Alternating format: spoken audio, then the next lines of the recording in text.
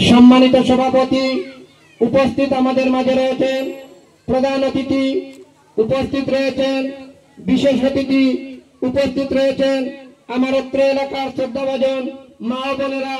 বক্তব্যের শুরুতেই আমি আমার পক্ষ থেকে আপনাদেরকে প্রাণঢালা অভিনন্দন জানাচ্ছি।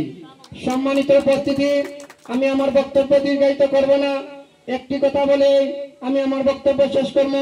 যেহেতু সিনিয়র নেতৃবৃন্দরা রয়েছেন, তাদের কাছ থেকে আপনারা মূল্যবান বক্তব্য শুনবেন। আমরা সকলে এখানে সম্বর্ধনা দিতে এসেছি যাদেরকে তারা বিএনপি থেকে এবং পরীক্ষিত। আমাদের মা বোনেরা অনেকদিন অনেক নির্যাতন নিপীড়ন তারা সহ্য করেছে। আজকে সময় এসেছে, আজকে তারা ঘর থেকে বাড়ি এসেছে দেশের জন্য কিছু করার জন্য, বিএনপির জন্য কিছু করার জন্য।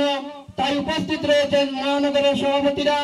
আপনাদের সুদৃষ্টি আকর্ষণ করে বলবো, আমাদের ৩৫ নং ওয়ার্ডের কমিটিকে আপনারা সার্বিকভাবে সহযোগিতা করবেন, সার্বিকভাবে মূল্যায়ন করবেন এবং মহানগরের মহিলা দলের যে কর্মসূচি আসবে, আমি আশা এবং বিশ্বাস করি আমাদের মহিলা একত্রতা ঘোষণা করে আপনাদের পাশে থাকবে। আমি আরেকটি কথা বলতে চাই, আমাদের এই এলাকায় অনেক দারিদ্র, অনেক অবহেলিত, আমাদের উন্নয়ন নেই, আমাদের অনেক উন্নয়নের কাজ হয় নাই।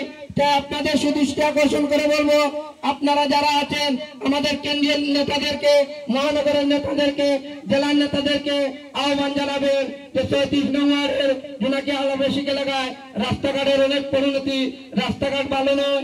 তাই আমি আমার বক্তব্য আর দীর্ঘায়িত করবো না, সময় স্বল্পতার কারণে। সবাইকে আবারও ধন্যবাদ জানিয়ে আমি আমার সংক্ষিপ্ত বক্তব্য এখানে শেষ করছি।